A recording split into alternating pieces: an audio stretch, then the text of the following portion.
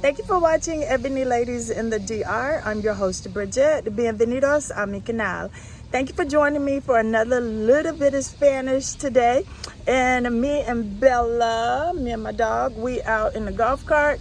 We decided we are going to do something fun today. And that is your Spanish phrase. Haz algo divertido hoy. Haz algo divertido hoy. Do something fun today. We got a little bit of break in the rain. Punta Cana is flooded, so we're going to take advantage of it. I got her out. She loves to ride in the golf cart. Hey, Bella. She loves riding in the golf cart, so we decided we are going to haz algo divertido hoy. Do something fun today. And that is our little bit of Spanish. Remember, regular episodes every Thursday, 9 p.m. Eastern Standard Time.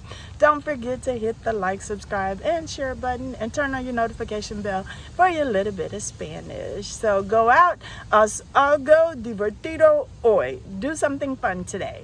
Bye.